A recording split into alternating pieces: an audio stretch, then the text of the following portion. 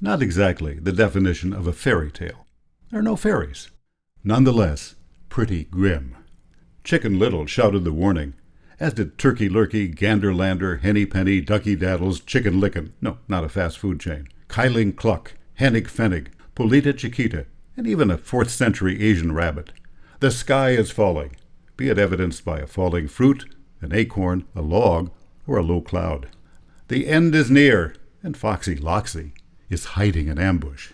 You know the story. After an acorn bounces off Chicken Little's head, he convinces his barnyard band, including a loosey-goosey, to march off and warn the king. But Foxy Loxy cons them into a trap and gobbles them all up. The fear response is planted deeply in our genes and our folklore, often expressed in childhood tales that go back centuries. Psychologists long ago identified Chicken Little syndrome, suffered by groups of true believers, along with those who have been numbed by the constant clucking to not give a damn anymore. Commissioned by the U.S. government to support the war effort in 1943, Disney's effort on the fable has Foxy Loxy, inspired by Mein Kampf, beating Chicken Little, a certified doofus who could easily be manipulated, with a hunk of wood. Little whips up a sky-is-falling hysteria in the minds of Henny Penny, Turkey Lurkey, Ducky Lucky, and Goosey Poosey, only to be fact-checked and disproven by Cocky Locky. But then Foxy beans Cocky with another log, and believing that the sky really is falling, the panicking poultry shuffles off to a cave, which is actually Foxy Loxy's den. The final scene shows Foxy Loxy, swollen tummy after chicken dinner, sitting on his copy of Mein Kampf, arranging wishbones, smoking a cigar, and playing with Chicken Little's yo-yo, while scolding the narrator not to believe everything he reads. In post-war versions of the cartoon, Mein Kampf was replaced by a psychology book. Now, politicians and the watch-or-die media clock 24 hours a day, imploring us to click here or stay tuned for the shocking details, promising a valuable toy in the bottom of the Cracker Jack box. Whereas traditional news writing offered the basic facts of a story in the first paragraph, now Foxy Loxy News shouts, then rambles on like a bad novel with ads or commercials falling like dead flies upon the words. I fear that we are being herded into a cave and risk being devoured by packs of Foxy Loxys. Maybe the sky really is falling, but perhaps a wise lion can offer us some hope if we listen.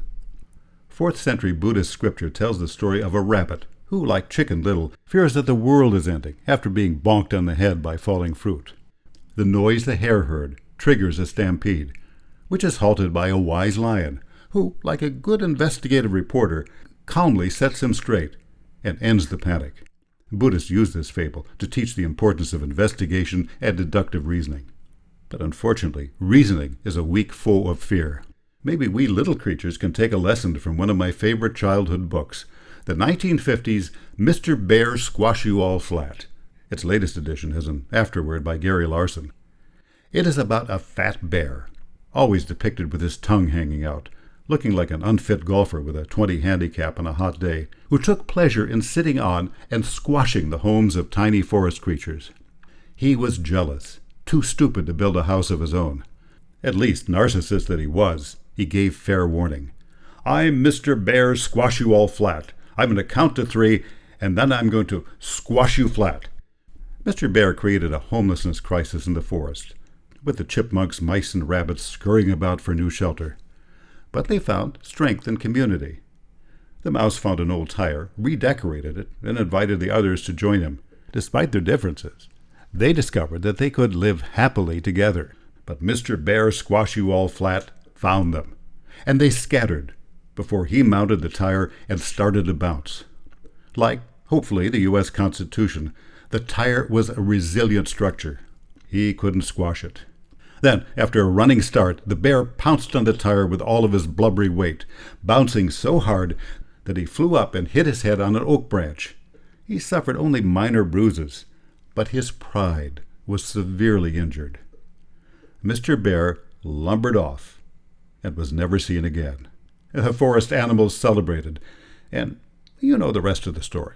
Come November, I hope we can, despite our differences, gather in the tire, vote, and have reason to celebrate, too. This is Russ Johnson.